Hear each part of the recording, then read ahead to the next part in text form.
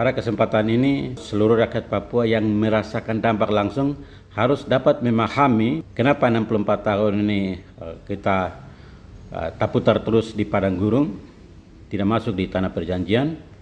Ya, kesalahan bukan ada di Tuhan, kesalahan juga bukan ada di iblis, kesalahan itu ada di orang Israel dan kesalahan itu juga ada di orang Papua. Cepat atau lambat itu tergantung orang asli Papua itu sendiri. Sehingga ini saatnya untuk rakyat Papua harus dicerdaskan supaya rakyat yang kena dampak langsung ini ambil alih perjuangan untuk mengakhiri penderitaan yang panjang ini. Karena kalau kita berharap dan mengharapkan orang-orang yang sudah jadi presiden, menteri dengan segala macam ini untuk rendah hati bersatu, itu agak sangat susah. Kalau tunggu mereka bersatu dengan egois, mereka tidak akan pernah bersatu. Rakyat ini terburu habis, kemudian pasukan ini ada berguguran.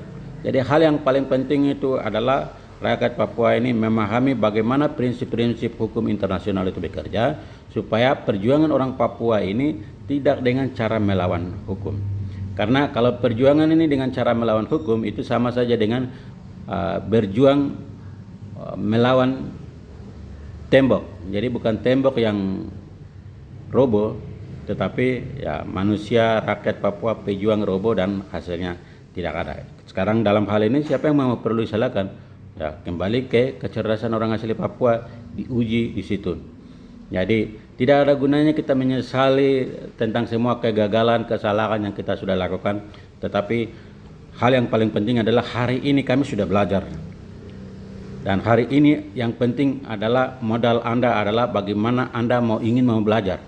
Anda mau ingin mengetahui. Anda mau berpikir bahwa ada yang salah dalam perjuangan ini. Jadi jangan percaya seseorang itu hanya karena dia pakai dasi, dia foto selfie di PBB dan kiri kanan, dan dia mengatakan bahwa Papua sedikit lagi kami sudah ketemu ini dan ketemu ini. Omong kosong. Papua Merdeka tidak ada di luar sana. Papua Merdeka ada di sini. Kau cari apa di luar sana? Papua Merdeka ada di sini. Anda sendirilah yang akan membuatnya. Oleh sebab itu dalam kesempatan ini saya akan menjelaskan bahwa perjuangan orang Papua hari ini bukan berjuang mendirikan negara. Negara itu sudah ada, selesai. Secara legal formal itu sudah selesai. Jadi konsep orang Papua bukan mendirikan negara. Jadi kalaupun ada orang-orang yang mendirikan negara, deklarasi di atas deklarasi, presiden di atas presiden, berarti mereka itu adalah kelompok yang tersesat, dan mereka itu adalah korban-korban dari narasi kolonialisme, karena mereka percaya bahwa Papua itu sudah terintegrasi ke Indonesia. Mereka percaya bahwa negara Papua itu sudah dibubarkan oleh Trikora. Dan dalam kesempatan ini saya mau sampaikan bahwa jika Anda percaya bahwa negara Papua itu dibubarkan oleh Trikora, terlalu konyol banget Anda, terlalu bodohnya itu kelewatan.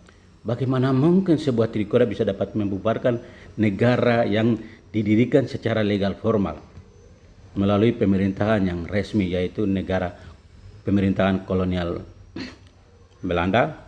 Jika Anda percaya bahwa negara Papua itu dibubarkan oleh Trikora, itu sama saja dengan Anda percaya kalau matahari itu ditelan oleh awan hanya gara-gara matahari itu tidak tampak, gara-gara terpele oleh awan. Itu kan suatu kekonyolan. Tetapi Anda mempercayai hal-hal yang konyol begitu.